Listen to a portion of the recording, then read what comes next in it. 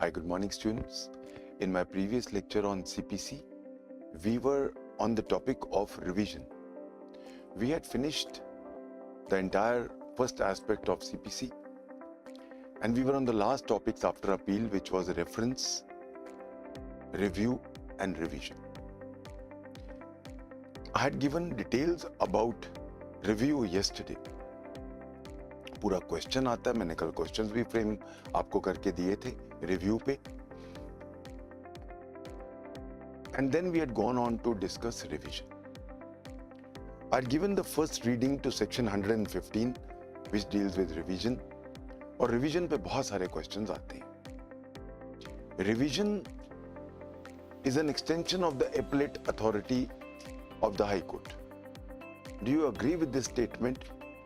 Give reasons for your answer. या फिर revision is an act of a High Court in the interest of justice.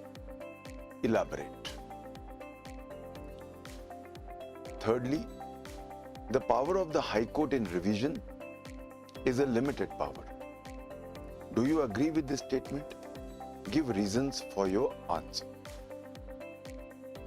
कल जब हमने पूरा ये सेक्शन 115 पढ़ा तो हमने देखा that the High Court may in any case का ramification, हम जब explanation में आए तो उसमें केस को expand किया गया और हमने देखा कि एक expansive view मिला हमें word case का. Now you know, जो most important कल चीज हमने देखी थी,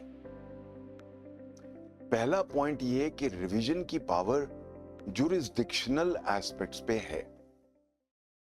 पहला, he had no jurisdiction, he exercised it.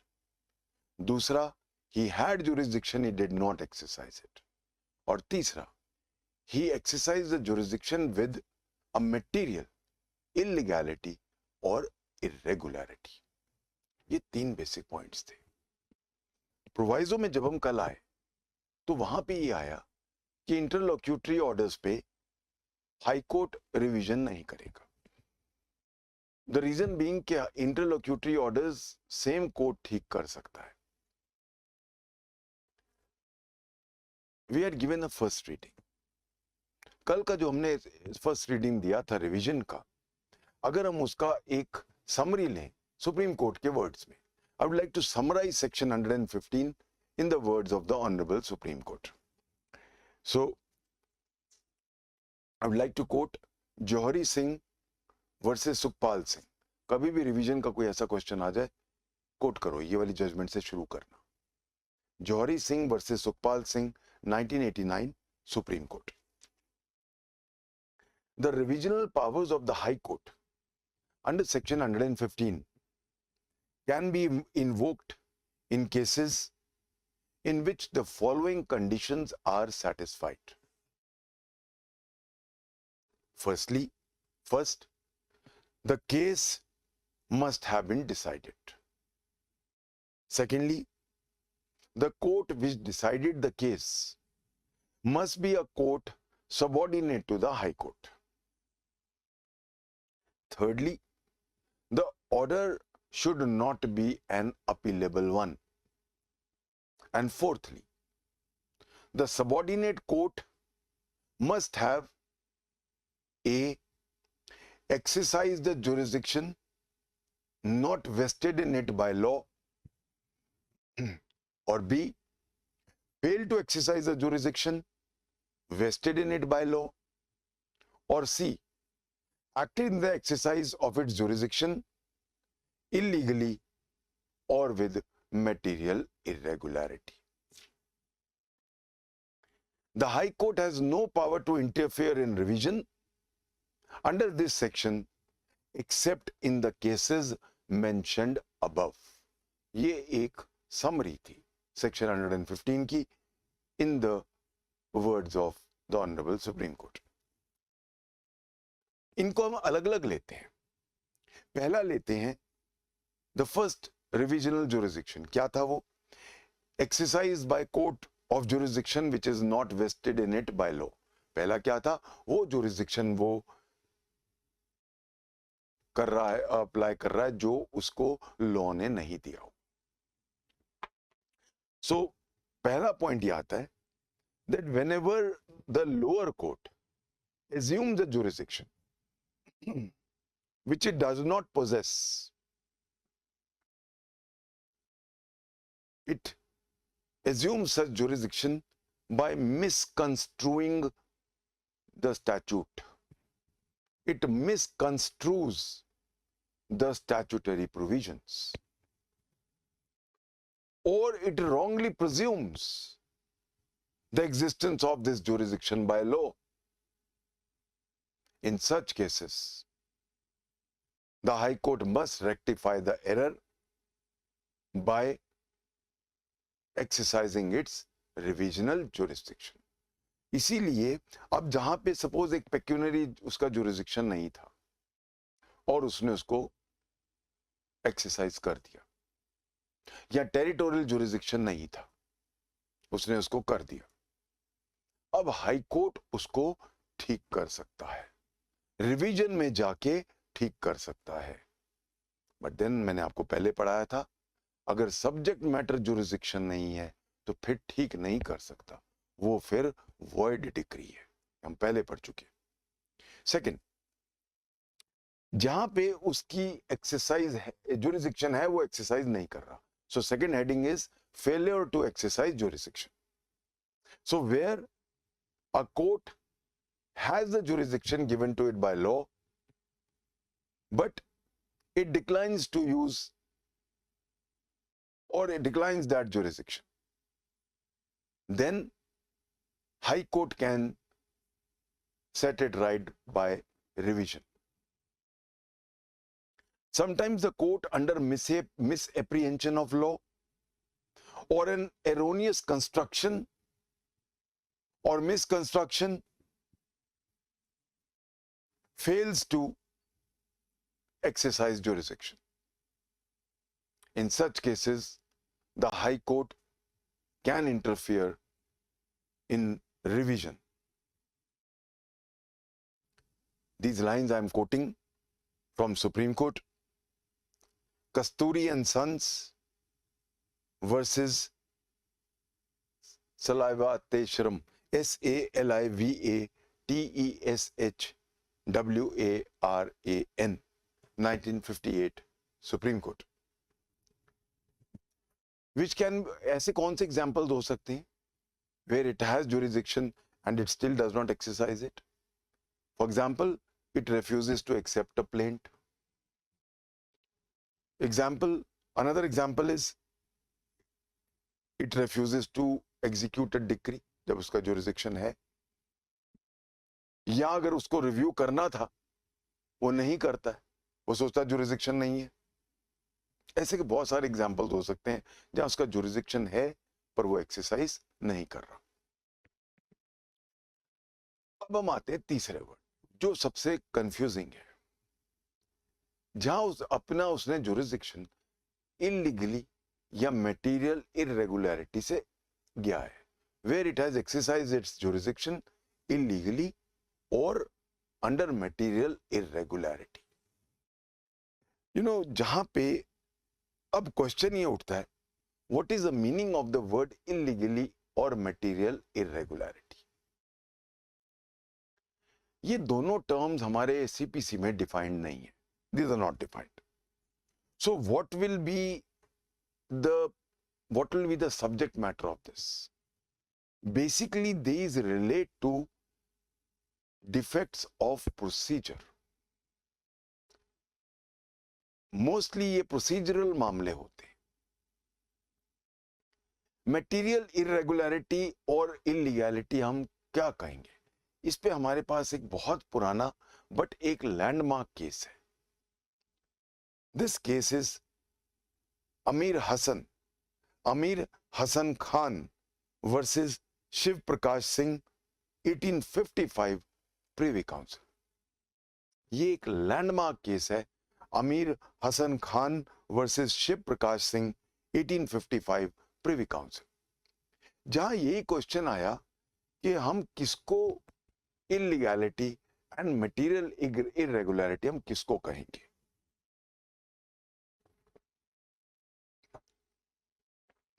इसके अंदर जो होल्ड किया गया वो आज भी वैलिड है, इसीलिए हमारा लैंडमार्क केस है 1855 का। तो प्लीज नेवर फॉरगेट अमीर हसन। ऐसे क्वेश्चंस क्या होता है इंटरव्यू में पूछ लेते हैं, रिवीजन पढ़ा हुआ है आपने, आपने डिटेल बता दिया, दे आर वेरी हैप्पी, और सडनली एक जज साहब ने आपसे पूछ लिया कोई प्रिवी काउंसिल का लैंडमार्क केस है इस पे याद है आपको? आपने कह दिया सर अमीर हसन। इमेजिन आपका स्टॉक कितना हाई हो जाता है, ऐसे एक जवाब से आप जज बन जाते, बिकॉज सडनली दे नो कि इसको वो भी पता है, इसको लैंडमार्क केस भी पता है इसका जो 1855 का है। तो ऐसी चीजों से इंटरव्यू क्लिंच कर लेते हो, इसलिए मैं ऐसी चीजें जरूर एम्फेसिस दे के पढ़ाता हूं ताकि ये चीजें आपको याद रहे। तो अमीर हसन केस में the word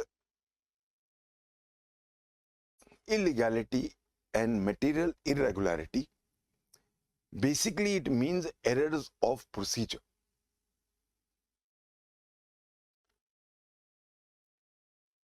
The whole errors of procedure illegally or material irregularity has to be seen only in context of jurisdiction.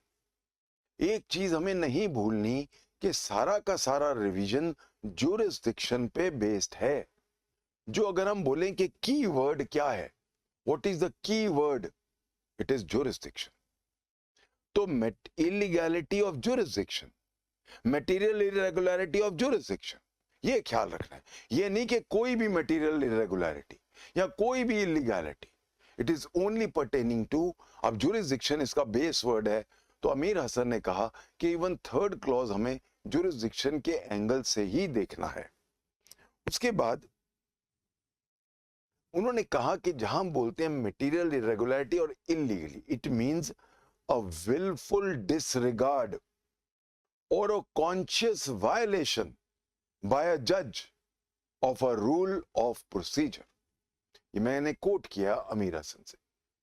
Wilful, ये वर्ड इंपॉर्टेंट है, जानबूझ के, इसको पता है तब भी वो गलत कर रहा है। सो विलफुल डिसरिगार्ड और कॉन्शियस वायलेशन बाय अ जज of a rule of law or procedure. अगर हम एग्जाम्पल्स लें जहां पे कोर्ट ने केस डिसाइड कर दिया without taking the evidence on record into consideration, जहां पे एक डिसीजन जो है वो सरमाइजेस, कंजेक्चर्स पे बेस्ड है, एविडेंस पे बेस्ड नहीं है, इट इज नाउ इलीगैलिटी। उसके बाद the opportunity of being heard was not given to both the parties, material irregularity। frame of issues were wrongly made totally or not framed at all। the burden of proof गलत party पे लगा दिया। an act of the parliament को ultra vires बना दिया आपने। Material on record को ignore कर दिया आपने। ये कुछ एग्जांपल्स हैं errors which are concerning the jurisdiction and make it illegal or material irregularity।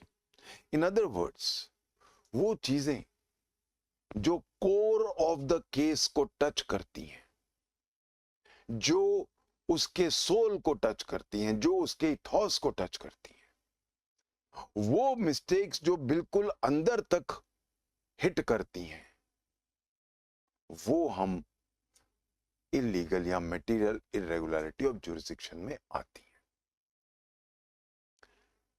क्या चीज नहीं आएगी?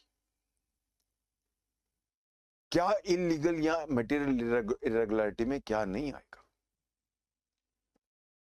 आपका रॉन्ग डिसीजन। आपने जुरिस्डिक्शन सही लगाई, आपने सुनवाई ठीक की, आपने सारे मटेरियल एविडेंसेस लिए, आपने बर्डन ऑफ प्रूफ सही रखे, बाकी सब कुछ सही है। आपका एप्रिसिएशन जिसके बेस पे आप जजमेंट बना रहे हो और बाद में डिक्री दे रहे हो, वो गलत है। आपने जो आपके पास एविडेंसेस थे, आपने एक एविडेंस को बहुत ज्यादा वेटेज दे दिया और जो और इंपॉर्टेंट एविडेंसेस थे उनको आपने वेटेज नहीं दिया। आपने अपने एनालिसिस में गलत चीजों पे ज्यादा जोर दिया। That means appreciation. तो please remember one golden thing, a wrong appreciation of evidence in an otherwise properly exercised jurisdiction will not fall under illegality or material irregularity.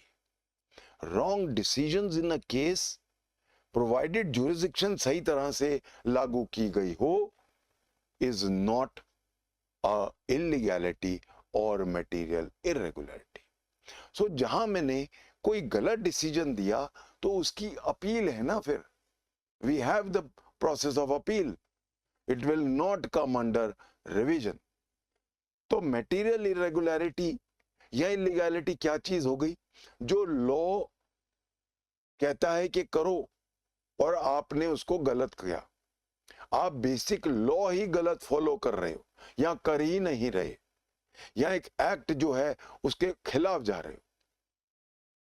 For example, right to begin है, right to begin is with the plaintiff and only under one circumstance defendant करता है, हम देख चुके हैं। आपने सीधा बोला प्लेंटिफ आज नहीं है, राइट टू बिगिन, चलो जी डिफेंडेंट कर लो। अब ये एक मटेरियल इरेगुलरिटी है, या आपने कहीं सुनवाई का मौका नहीं दे रहे हो डिफेंडेंट को, मटेरियल इरेगुलरिटी है। वो कह रहा है कि सर ये चीज these are inadmissible evidences, आप सुनवाई नहीं कर रहे। आपने कहा जज मैं हूं कि तुम नहीं सुनवाई करता। अब ये मटेरियल इरेगुलरिटीज है। सो जहां लॉ को ही फ्लाउट कर रहे हो आप, वहां जुरिस्डिक्शन का मामला उठता है। जहां जुरिस्डिक्शन आप सही फॉलो कर रहे हो पर आपका डिसीजन गलत है। डिसीजन गलत क्यों है? आपने अपनी एप्रिसिएशन ऑफ एविडेंस गलत तरीके से किया। तो where you appreciate the evidence in a faulty way, that is not illegality or material irregularity. I hope everybody is clear. ये बारीकियां हैं जो हमें रिवीजन में समझनी है, क्योंकि रिवीजन पे मुझे लगता है 15-20 नंबर का क्वेश्चन आएगा, और अगर ये चीजें क्लियर नहीं है तो ये चीज आप कैसे लिखोगे? तो इसके अंदर I'll quote जो मैंने अभी सारा बताया है। I'm going to quote again Amir Hassan versus Shiv Baksh Singh, 1884, कई जगह इसमें 1885 भी लिखा हुआ है।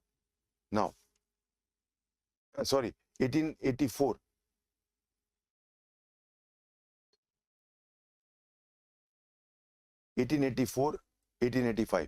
वो 1855 नहीं है, I am sorry, it is misprint है, वो 1885 है। नाउ अमीर हसन वर्सेस शिव बख्श सिंह को मैं कोट करता हूं इन्हीं चीजों में। Please write down these lines, क्योंकि यही लाइंस भी लिखनी है। आई होप आप सब समझ गए हो कि अगर मैंने अपना एक्सरसाइज जुरिस्डिक्शन ठीक ठाक किया है पर मेरा डिसीजन गलत है, तो वो फिर इलीगैलिटी या इरेगुलरिटी में नहीं आता। सो इसके अंदर आई एम कोटिंग अमीर हसन का केस मैं कोट कर रहा हूं। ये इंपॉर्टेंट लाइंस हैं जो मैं आपको सारी डिक्टेट करा रहा हूं।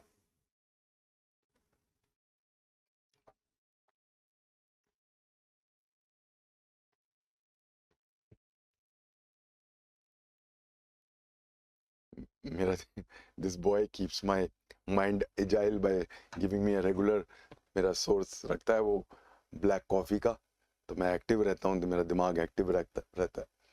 Okay, so let's quickly write down अमीर हसन ने क्या एग्जैक्ट लाइंस, उसके ये यही कोट करना। Please write down, where a court has jurisdiction to decide the question before it, and in fact it decides the question, it cannot be regarded as acting illegally or with material irregularity in the exercise of jurisdiction merely because its decision is erroneous. इसको underline कर लो, मैं repeat कर रहा हूं, where a court has jurisdiction to decide the question before it, and in fact decides the question, it cannot be regarded as acting illegally or with material irregularity in the exercise of its jurisdiction merely because its decision is erroneous. The mere fact that the decision of the court is wrong affords no ground for the interference of the High Court under this section 115. The question is, did the judges of the lower court exercise their jurisdiction?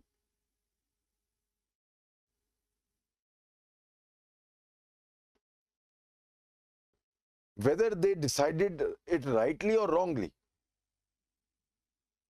but they had exercised the jurisdiction. They did not exercise their jurisdiction illegally or with material irregularity.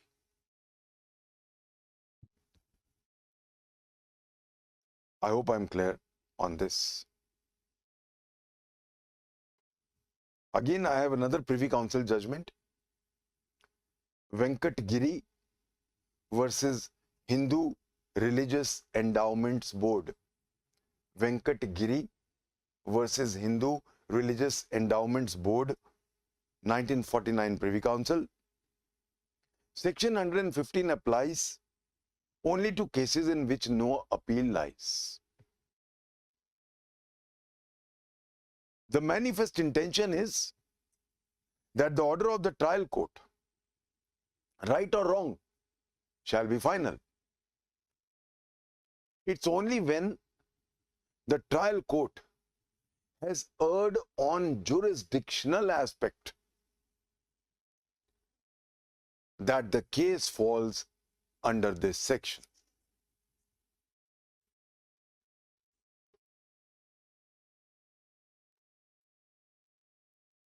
I hope I'm clear on this very important aspect. So if I was to sum up, I would like to sum up in the words of the Honorable Supreme Court. Keshav Dev, Keshav, Dev, DOE, Dev versus Radha Kishan, 1963 Supreme Court. Summing up, firstly, the court which has indisputable jurisdiction, I'm summing up this, जो अभी तक हमने पढ़ा है. The court which has indisputable jurisdiction to hear a cause has jurisdiction to come to a decision, wrong as well as right. And the decision is not open to revision. पहला summary का point. दूसरा summary का point. Where the question is one on the decision of which the jurisdiction of the court depends. The court cannot, by an erroneous finding, confer on itself a jurisdiction which it does not possess. And here, the order is liable to be revised by the High Court under this section. So I hope now सब इसके ऊपर बिल्कुल clear हो गए हैं कि material irregularity और illegality सिर्फ jurisdictional aspect पे है, not on the appreciation of evidence. Okay. अब एक point और आता है अगर हम section 115 में देखें. पहला subsection देखें. And in which no appeal lies. In which no appeal lies. There too. Now, appeal दो तरह की है. एक directly और एक indirectly. Directly suppose मैं subordinate court हूं. मेरी अपील district court के पास है. डिस्ट्रिक्ट कोर्ट की ने अपील सुनी, उसमें पॉइंट ऑफ लॉ आ गया, क्वेश्चन ऑफ लॉ आ गया, और अब मैं सेकंड अपील में जा रहा हूं हाई कोर्ट में।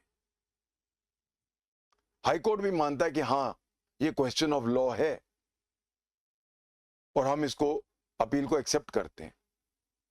हम देख चुके हैं सेकंड अपील में high court will formulate the second question of law, the question of law second appeal में। वो कहता है, अब यहां लिखा है in which no appeal lies, तो क्या हम सिर्फ डायरेक्ट अपील की बात कर रहे हैं? सपोज मैं आज छोटा कोर्ट हूं, जैसे आप कल जज बनोगे तो आपका छोटा कोर्ट है, आपकी अपील जाएगी डिस्ट्रिक्ट कोर्ट में। अब क्या डिस्ट्रिक्ट कोर्ट के बाद जो अपील है वो अब इनडायरेक्ट अपील हो गई, वो सेकंड अपील है। तो जहां सेकंड अपील लाई करती है, क्या उसके ऊपर अप्लाई करेगा? तो हम यहां कौन से अपील की बात कर रहे हैं? हम यहां पे कौन से अपील की बात कर रहे हैं? Where no appeal lies, does it mean where no direct appeal lies, और does it also include where no indirect और सेकंड अपील लाइज? क्या हम सिर्फ फर्स्ट अपील की बात कर रहे हैं कि सेकंड अपील की भी कर रहे हैं? इसके ऊपर there was dichotomy of opinion. कुछ हाई कोर्ट्स कहते थे हां, कुछ कहते थे ना। However, this matter was then sorted out by the Honorable Supreme Court again in another landmark case, Khanna, S.S. Khanna versus F.J. Dhillon.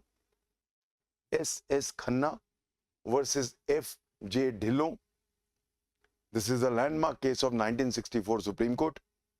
This controversy was put at rest by S.S. Khanna versus F.J. Dhillon, in which it was very clearly held that appeal here means direct, immediate, indirect, all types of appeal.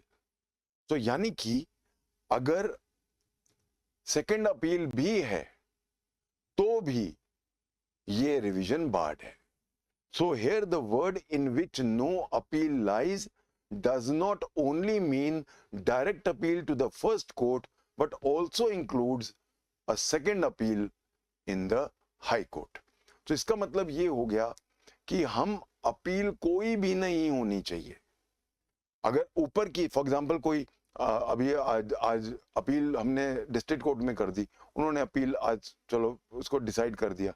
अब मैं क्या ये बोलूं कि अब और आगे और अब रिवीजन में जाएंगे? नहीं, अभी सेकंड अपील है, इसीलिए क्योंकि सेकंड अपील है तो इसीलिए हम इसको रिवीजन में नहीं लाएंगे। तो ये चीज खास ख्याल रखना है, in which no appeal lies has both the connotations, direct appeal to the first appellate court, also the second appeal अगर लाई करती है to the second appellate court. I hope everybody is clear on this. अब जो question उठता है, can an error of fact और of law be interfered in revision? Errors of law or fact which are not touching jurisdiction cannot be the subject matter of a revision. एक golden word हमें याद रखना है कि अगर jurisdiction नहीं है तो कोई एरर नहीं ला सकते। कोई एरर ऑफ फैक्ट हो गया था, अपील में जाओ, फिर रिवीजन में नहीं। रिवीजन में सिर्फ और सिर्फ जुरिस्डिक्शनल एस्पेक्ट है। हां, अगर कोई एरर ऑफ लॉ या फैक्ट जुरिस्डिक्शन से जुड़ गया तब वो रिवीजन में आ सकता है, तब हम उसको मटेरियल इरेगुलरिटी में ला सकते हैं। बट अगर एक plain and simple error of fact है या plain and simple question of law है, एरर ऑफ लॉ है, जो जुरिस्डिक्शन से जुड़ा हुआ नहीं है, तो वो आप रिवीजन में नहीं लाओगे। This matter came up before the Supreme Court in the same important judgment of S.S. Khanna versus F.J. Dhillon, 1964 Supreme Court. And a mere error of fact or of law cannot be interfered with in revision. Any decision of a subordinate court on all questions of fact and law not touching the jurisdiction is final and not open to challenge in revision. इसके ऊपर एक और judgement भी बाद में आया 1970 में, MKP Chettiar, MKP Chettiar, CHETTIAR versus NP पिल्ले, AP पिल्ले, MKP Chettiar, CHETTIAR versus AP पिल्ले, PILLAI 1970 supreme court. तो इसका मतलब ये हो गया, और ये क्वेश्चन ऐसे ही आ जाएगा। कई बार क्या होता है, जैसे दिल्ली में हो रहा है या हरियाणा में ये ट्रेंड शुरू हो गया, they'll put up propositions, ऐसे ऐसे कोर्ट ने डिसाइड किया, एक सिंपल एरर ऑफ फैक्ट है, क्या आप इसमें आप करोगे? Can the high court take it up for revision? No. But जहां जुरिसडिक्शन का मामला होगा, जुरिसडिक्शन का मामला कैसे आ गया? रेस जुडिकाटा जुरिसडिक्शन का मामला, रेस सब जुडिस जुरिसडिक्शन का मामला है, वहां पे अब अगर कोई एरर होता है वो अब रिवीजन में आ सकता है। इनफैक्ट मेरे पास इसके ऊपर एक सुप्रीम कोर्ट का केस भी है,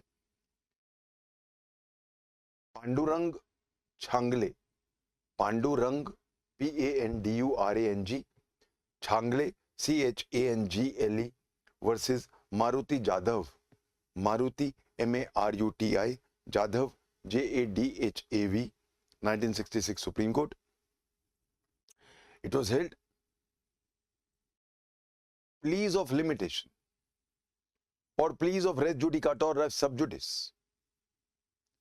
have the effect of ousting a jurisdiction, and erroneous decision on these issues would be a subject matter of revision by the High Court। ये सुप्रीम कोर्ट का डिसीजन है। मैं रिपीट कर रहा हूं कि अगर हमने सपोज लिमिटेशन में कोई गलत डिसीजन दे दिया, उससे क्या होगा? जुरिसडिक्शन बंद हो गया, आप जा ही नहीं सकते, बंद हो गए दरवाजे। रेस जुडिकाटा पे या रेस सब जुडिस पे मैंने कोई गलत डिसीजन दे दिया, रास्ते बंद हो गए, आपके जुरिसडिक्शन बंद हो गया। अब ये जुरिसडिक्शन से जुड़ गए हैं, अब इनमें कोई एरर है तो now they are of course, as I said, now they are revisable under section 115। कई बार ना ऐसे क्वेश्चंस प्रीलिम्स में आ जाते हैं और इंटरव्यू में आ जाते हैं। एक रेस जुडिकाटा का केस है, कोर्ट ने गलत डिसीजन दे दिया, is it appealable, is it revisable, क्या होगा? तो ये रिवाइजेबल है।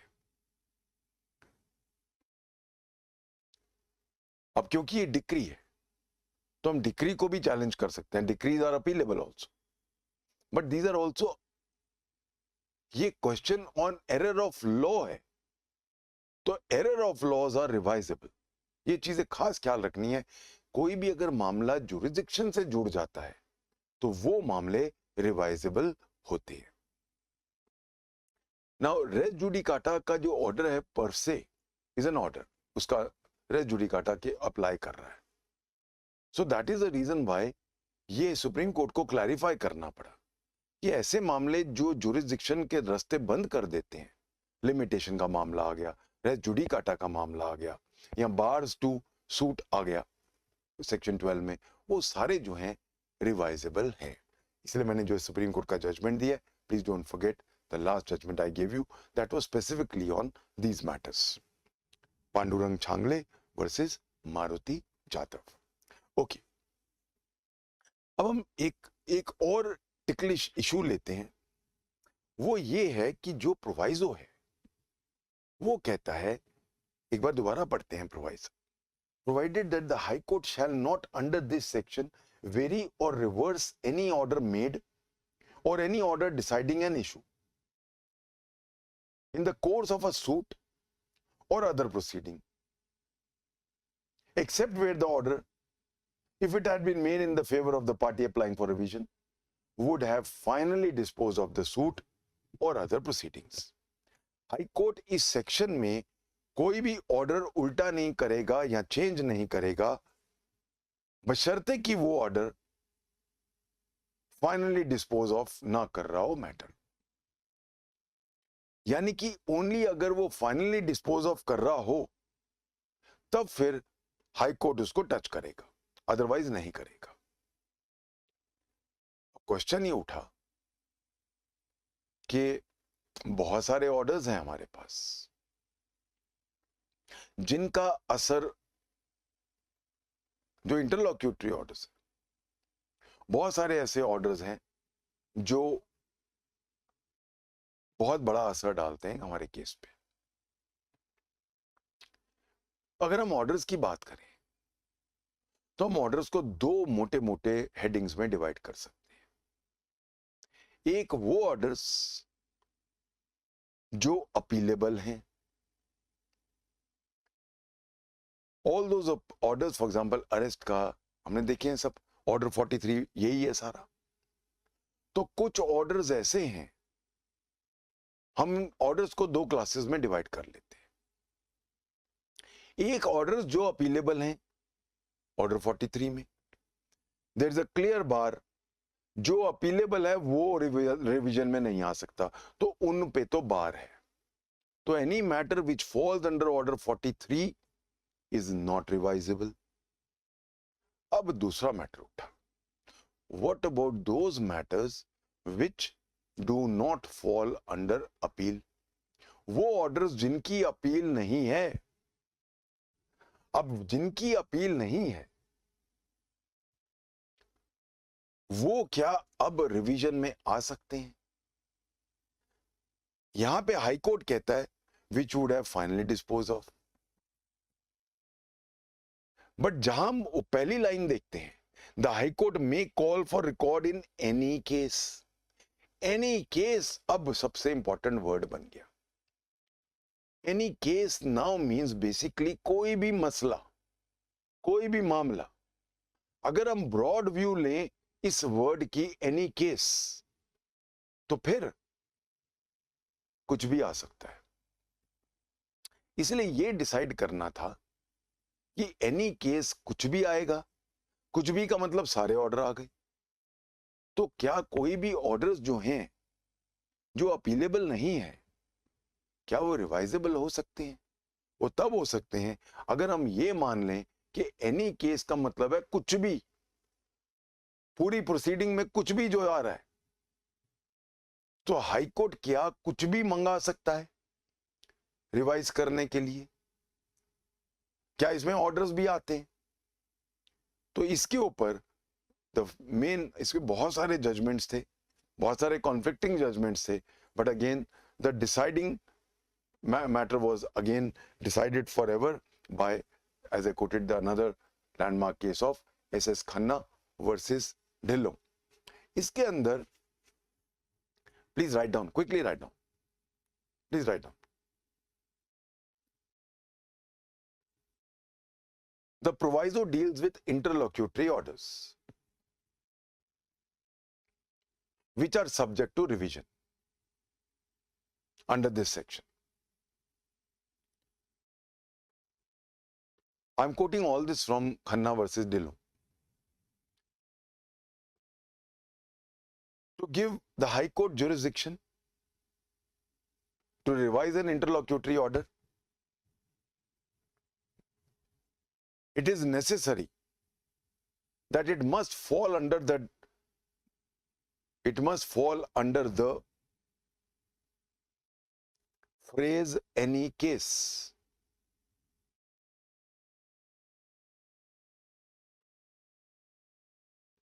It must be a case decided by the subordinate court within the meaning of this section. For the purpose of this section, interlocutory orders fall under two classes. Namely, first, those from which an appeal lies under section 104,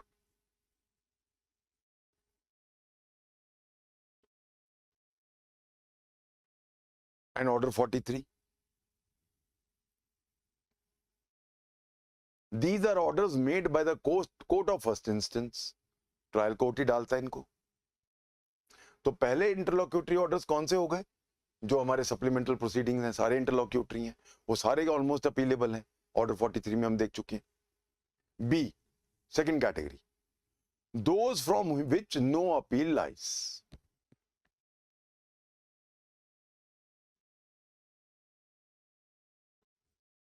Which no appeal lies, दो categories में divide कर सकते हैं। पहला, जो 104 या order 43 में नहीं आ रहे। दूसरा, जिनका फर्स्ट अपील में तो ऑर्डर पास हो गया, पर अब क्योंकि बार है कि ऑर्डर के और सेकंड अपील नहीं होती, तो इसलिए सेकंड अपील नहीं है।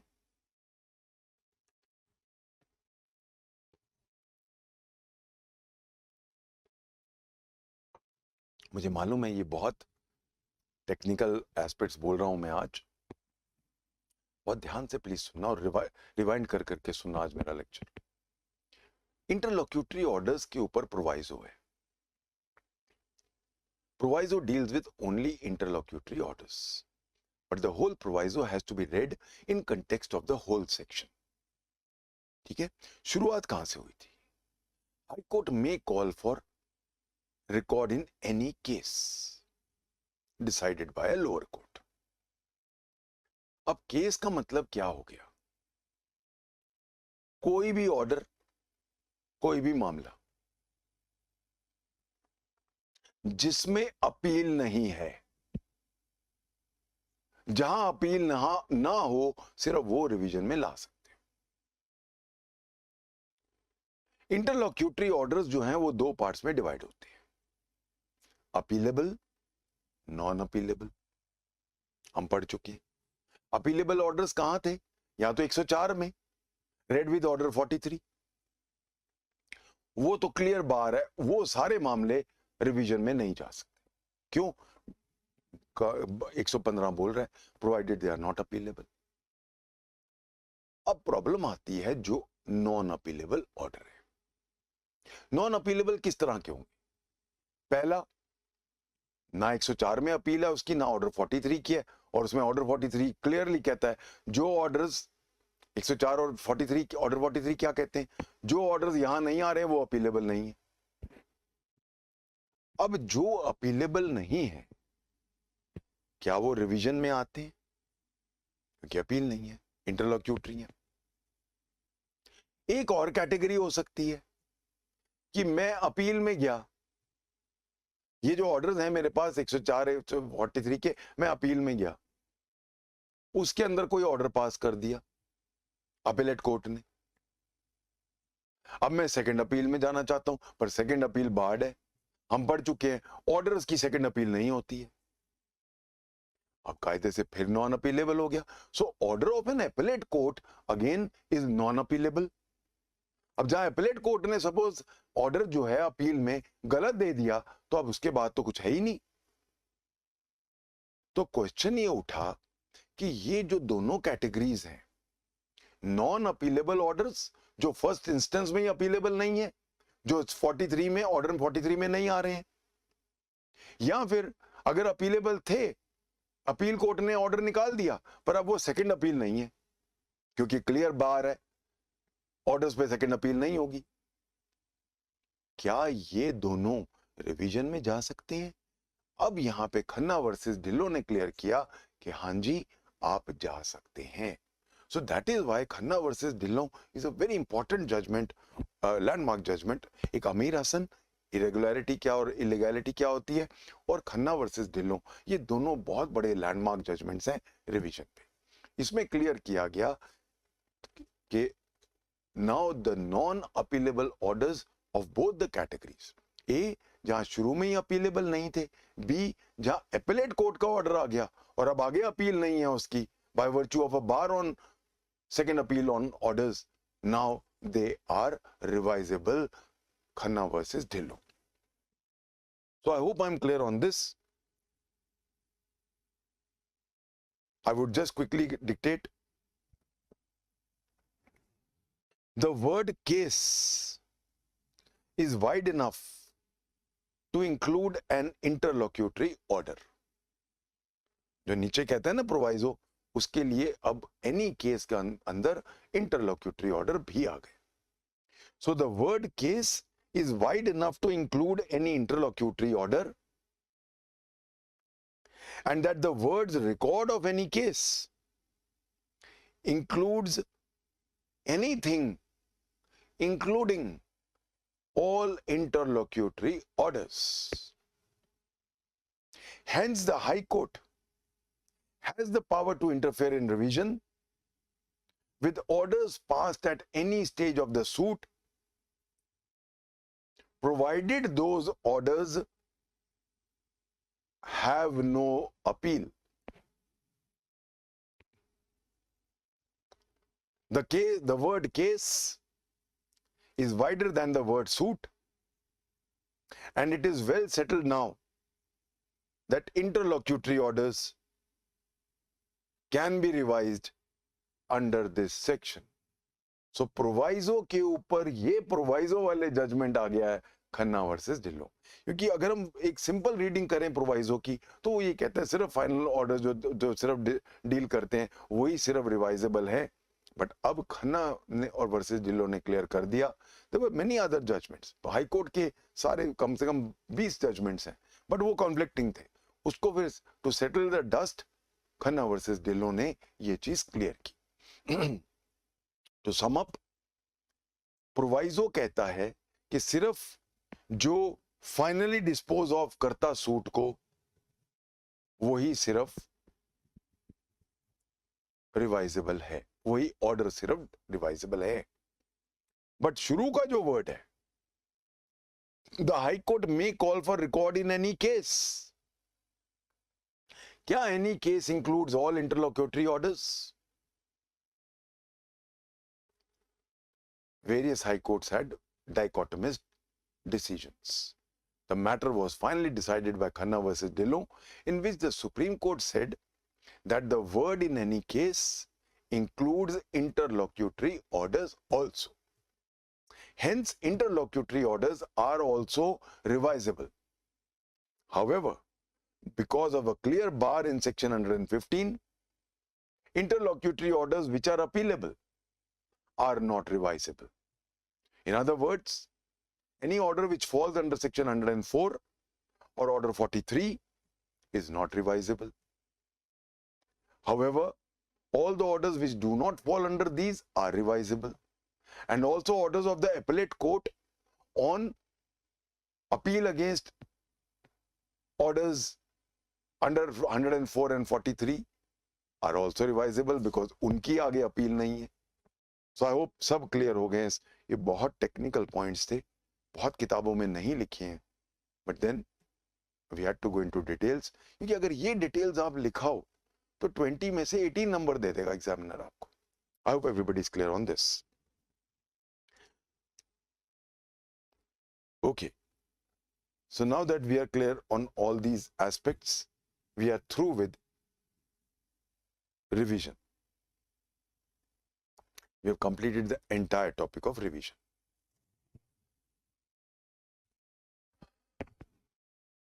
We are through with part 1 of CPC. Part 1 of CPC dealt with, अगर हम देखें क्विक 1 मिनट में सारी रिवाइज करें CPC. पहले 25 सेक्शन थे, मैं कहां जाऊं? Territorial jurisdiction section 1, pecuniary jurisdiction section 6, subject matter jurisdiction section 9. Section 9 use the term unless expressly और impliedly barred by law. Express bar आ गए सेक्शन 4, 5, 7, 8 में आ गया स्मॉल कॉजेस कोर्ट्स के bars. Bars against the suit, same suit आ गया section 10 sub judice, res sub judice, res judicata आ गया 11, बार्स बाय द CPC आ गया 12. 13-14 में आगे फॉरेन जजमेंट्स, 15 से 21 तक immovable property, movable property and person का ज्यूरिसडिक्शन. कहां जाऊं? अगर कोई ज्यूरिसडिक्शन की प्रॉब्लम है जहां पे चॉइस है प्लेंटिफ को और डिफेंडेंट एग्रीव्ड है, तो वो ऑब्जेक्शन डालेगा 21 से लेकर 25 तक। 26 से शुरू हो गई CPC. Suit is instituted by a plaint, उसका कॉरेस्पॉन्डिंग ऑर्डर 4, क्योंकि वर्ड प्लेंट था। प्लेंट में पार्टीज कौन होंगी? ऑर्डर 1। प्लेंट में कॉजेज ऑफ एक्शन कैसे जोड़े जाएंगे? ऑर्डर 2। प्रिंसिपल्स क्या होंगे? ऑर्डर 6। प्लेंट के सारे एस्पेक्ट्स क्या होंगे? रिटर्न वगैरह वगैरह, ऑर्डर 7। प्लेंट डालने के बाद आपने डिफेंडेंट को बुलाया, ऑर्डर 5। कौन कौन अपीयर हो सकते हैं पार्टीज में? ऑर्डर 3। डिफेंडेंट आ गया, उसने अपना WS डाला, ऑर्डर 8। कोर्ट में आ गई दोनों पार्टीज या नहीं आई? ऑर्डर 9। कोर्ट पिक्चर में आ गया, order 10, first hearing. Mind clear नहीं है पार्टीज का? Interrogatories, discoveries of documents, order 11। सारे मामला डॉक्यूमेंट्स का, रिटर्न वगैरह वगैरह कैसे हम डालेंगे, इंडोर्समेंट्स वगैरह, ऑर्डर 13। मुद्दे हमने बनाने, कुछ चीजें हम एडमिट कराएंगे बाय नोटिस, ऑर्डर 12। सब कुछ क्लियर हो गया, ऑर्डर 14, फ्रेमिंग ऑफ इश्यूज हो गए। इश्यूज फ्रेम होने के बाद पहली हियरिंग में अगर कोई डिस्पोजल हो रहा है, ऑर्डर 15। 16 में हमने विटनेसेस को बुलाया। 17 में हमने अगर कोई एडजर्नमेंट्स थी वो दी। 18 में ट्रायल किया। ट्रायल में अगर आप कोई एविडेंसेस एफिडेविट से लेने चाहते हो, ऑर्डर 19। 20 में जजमेंट आ गया, जजमेंट और डिक्री आ गई। कोई मर गई पार्टी, अबेटमेंट हो गया, ऑर्डर 22। विड्रॉल हो गया, सेटिस्फैक्शन हो गया, ऑर्डर 23। डिफेंडेंट पैसा डालने को तैयार है, ऑर्डर 24। प्लेंटिफ से कॉस्ट और सिक्योरिटी रखवा लेते हैं, ऑर्डर 25। इंसिडेंटल प्रोसीडिंग्स है, सेक्शन 75, 76, 77 कमीशंस, ऑर्डर 26। 27 से 37 orders, special suits, interpleader suits, summary suits, government के खिलाफ, गवर्नमेंट के द्वारा, फैमिली, रूलर्स, फॉरेन एलियंस वगैरह वगैरह वगैरह, सब स्पेशल सूट्स। सप्लीमेंट्री प्रोसीडिंग्स है, इंटरलॉक्यूटरी ऑर्डर्स हैं सारे, सेक्शन 94 में थे, वो सब आ गए, ऑर्डर 38, 39, 40। 41 से अपील शुरू होगी। 41, 42, 43, 44, 45, 46, 47।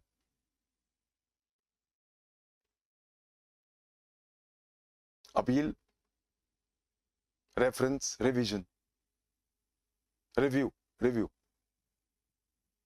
Revision, section 115।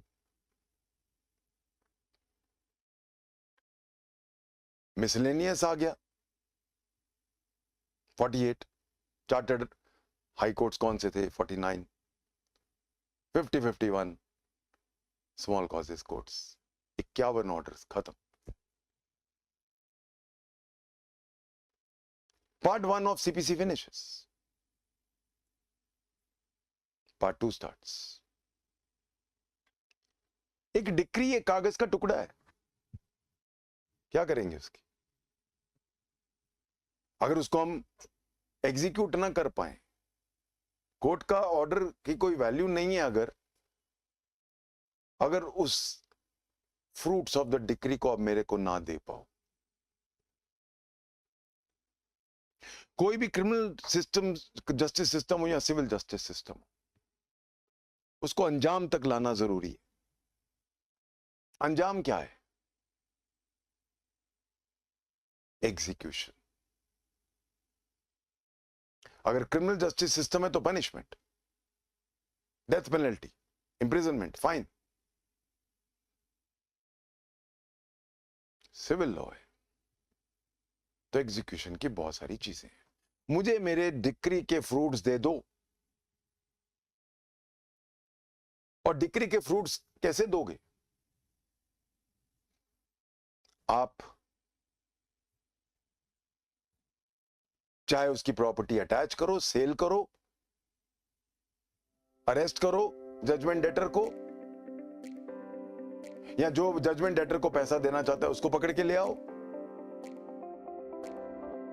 कुछ भी करो. You give me my fruits of my decree.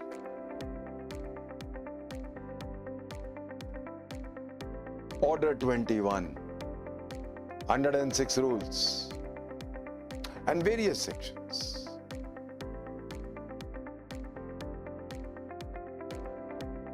All this will now come under execution.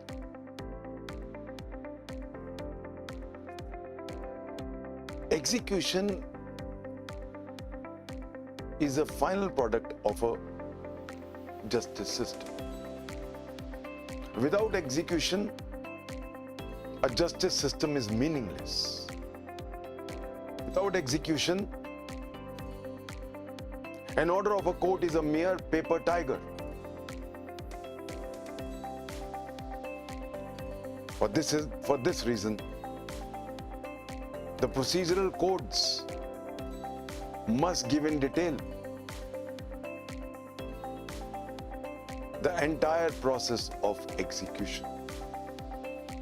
CPC is no exception to this rule. In fact, CPC devotes a huge chunk of its code to execution. The head order on this is Order 21, having 106 rules, and there are various sections. I guess आज का lecture heavy भी था. I will not start execution right now. वैसे भी 2-3 minute बचे. I'll take up execution from tomorrow onwards. Thank you. God bless.